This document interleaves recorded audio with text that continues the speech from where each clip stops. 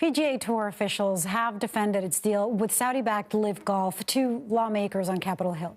Last month, the merger came as a shock to many after months of feuding and lawsuits.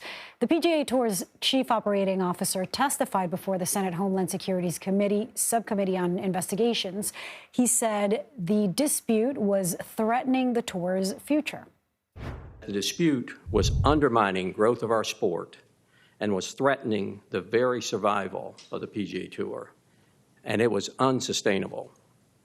While we had significant wins in litigation, our players, our fans, our partners, our employees, our charities, and the communities we support would lose in the long run. CBS News congressional correspondent Scott MacFarlane joins us now from Capitol Hill. Scott, Senator Richard Blumenthal accused the Saudi government of sports washing. It's a term we keep hearing in reference to this country in an effort to improve their image. What else did we hear from him? That phrase was the word of the day in this Senate hearing, Lilia, a new phrase that Senator Blumenthal says represents an effort by Saudi Arabian interests, deep financial interests, to use American sport to soften their image after generations of human rights abuses and ties to 9/11, ties the Saudi leadership have consistently denied direct involvement in. But what we saw today is a crystallized concern from the senator, from the rest of the panel, and from others in the room that this isn't just an international foreign interest trying to take a foothold in American sports, that it's the first time we're going to see a foreign interest try to take a foothold in American sports, that this could become contagious. Listen to Senator Blumenthal try to articulate the concern about the Saudis getting into an American pastime like professional golf. Today's hearing is about much more than the game of golf. It's about how a brutal, repressive regime can buy influence, indeed even take over a cherished American institution to cleanse its public image. It's a regime that has reportedly killed journalists, jailed and tortured dissidents, fostered the war in Yemen, and supported other terrorist activities, including the 9/11 attack on our nation. The PGA tried to emphasize today that this is not a completed agreement or merger, that it's a framework. It's an initial conversation to end the lawsuits and try to find a way forward. So it's not definitely going to happen, but one senator told me today there's no real way at this moment for the Senate to intervene and stop it. Scott, I can't help but wonder what the scenario would look like if this was the NFL, if this was football. It's surprising to a certain degree to see that it's Republicans who are defending this LIV Golf merger with Saudi Arabia. What did we hear, or with PGA? What are Republicans saying? Why are they defending the merger?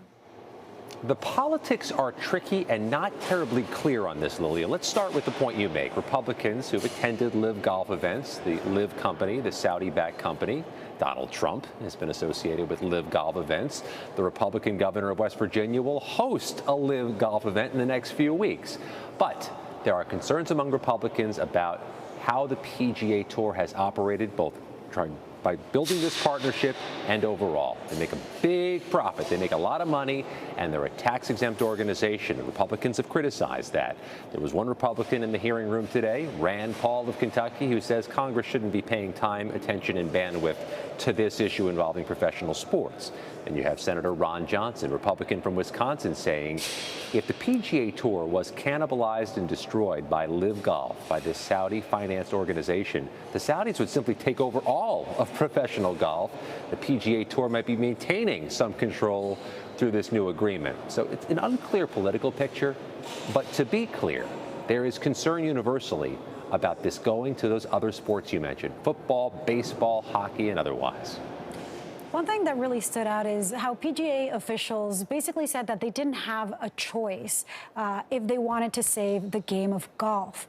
That gives so much power to Saudi Arabia. What did we hear from them, and what do they mean? And that's the threat moving forward, Lilia, that not only can another country's financiers come into the United States and threaten the sport, they could truly take the thing over. I mean, what the PGA Tour was saying today is that this was survival.